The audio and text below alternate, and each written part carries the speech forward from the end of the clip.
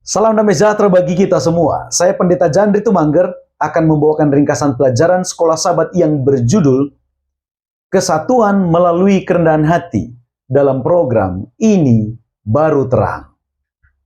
Sebagai pendahuluannya, kesombongan dan keinginan untuk meninggikan diri adalah sikap yang sejak awal merusak keharmonisan di sorga dan juga di Taman Eden.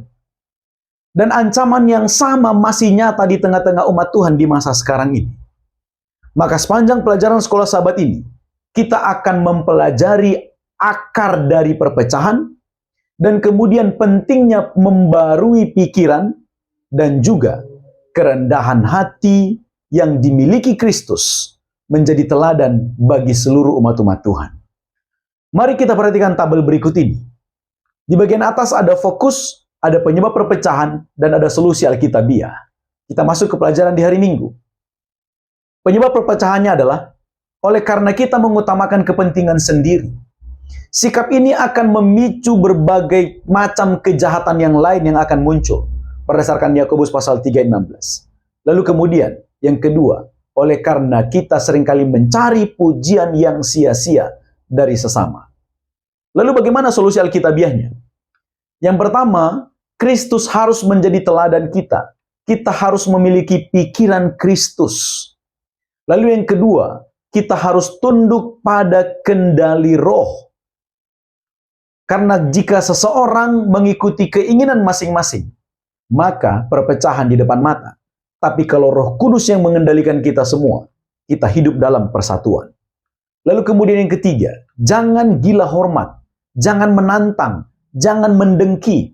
Ini akan membuat kita menjadi pecah ketika kedengkian, kemudian gila hormat, dan sikap menantang yang menjadi utama dalam hidup kita. Lalu kemudian yang keempat, kita harus sehati sepikir, satu kasih, satu jiwa, satu tujuan, dan juga hidup dalam kerendahan hati. Itu fokus pelajaran hari Minggu. Sekarang kita ke pelajaran di hari Senin. Penyebab perpecahan. Oleh karena kita berfokus pada perilaku lahiriah.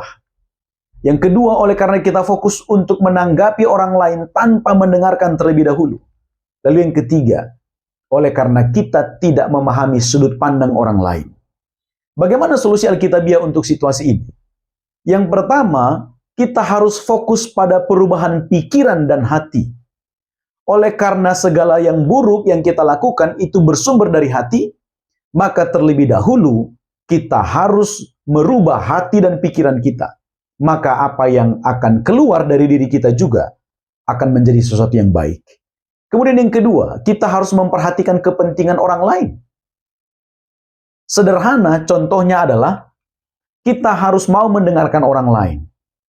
Karena ketika kita mau mendengarkan orang lain, maka kita akan tahu sudut pandang mereka dan itu akan mencegah kita dari perpecahan.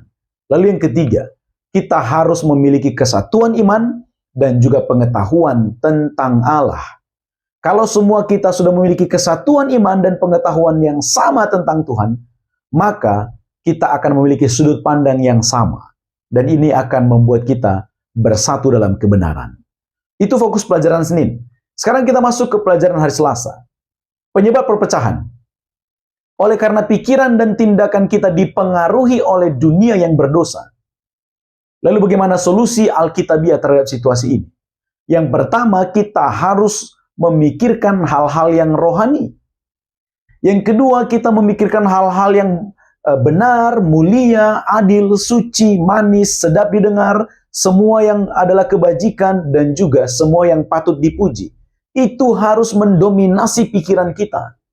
Lalu yang ketiga, kita harus rela membiarkan Roh Kudus membedah hati kita dengan pedang roh yang adalah firman Tuhan. Jadi kita harus rela diperbarui ketika firman Tuhan memberikan nasihat, maka kita harus rela berubah sesuai dengan firman Tuhan. Itu fokus pelajaran Selasa. Sekarang kita ke pelajaran di hari Rabu. Penyebab perpecahan. Oleh karena ada keinginan untuk meninggikan diri dan ada kesombongan, merasa kita yang lebih hebat, lebih segalanya dari orang lain.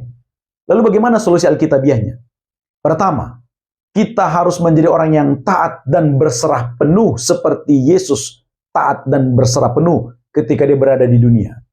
Lalu yang kedua, kita harus rela merendahkan dan juga mengorbankan diri kita menjadi hamba untuk melayani orang lain. Ini juga adalah yang Yesus lakukan untuk menjadi teladan bagi kita semua. Dan yang ketiga, kita jangan mencari kepentingan sendiri dan juga pujian yang sia-sia dari sesama manusia. Kalau memang ada yang kita buat dalam pelayanan ini, biarlah kiranya itu dilihat oleh Tuhan dan juga Tuhan yang akan memberikan kita berkat dan pujian. Itu fokus pelajaran di hari Rabu. Sekarang kita masuk di pelajaran hari Kamis. Penyebab perpecahannya. Ketika kita menganggap bahwa pengetahuan dan juga perbuatan kita dapat menyamai karya Kristus, maka ini akan mencegah kita untuk tunduk kepada Tuhan.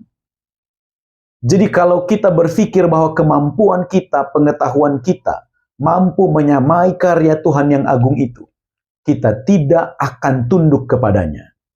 Lalu bagaimana solusi Alkitabiah terhadap situasi ini?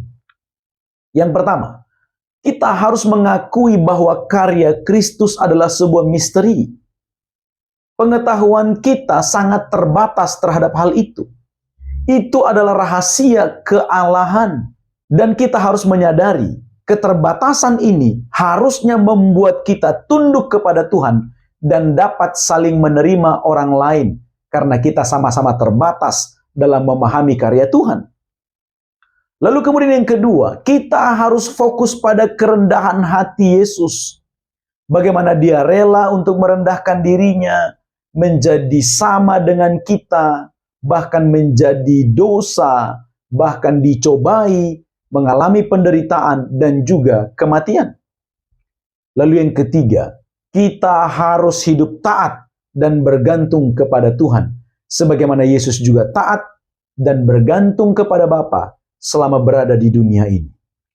Inilah ringkasan pelajaran Sekolah Sabat kita sepanjang minggu ini. Semoga menolong kita untuk memahami kemana arah pelajaran Sekolah Sabat. Saya tetap mengharapkan kita semua belajar secara pribadi di tempat masing-masing, membuka Alkitab sebagai sumber utama, dan juga membuka buku pelajaran Sekolah Sabat. Sebagai kesimpulannya, sejak awal, perpecahan itu selalu muncul dari kesombongan dan keinginan untuk meninggikan diri. Dan sebaliknya, persatuan sejati lahir ketika umat-umat percaya menyingkirkan ego dan hidup dalam kasih Tuhan. Mari kita memandang kepada Yesus. Melalui kerendahan hati yang dimiliki Yesus, menirunya, dan kita akan bertumbuh menjadi serupa dengan dia. Karena persatuan di dalam gereja tidak cukup dibangun dari sekedar mengetahui kebenaran. Akan tetapi, dari kerendahan hati yang dipraktekkan oleh umat-umat Tuhan. Ini baru terang.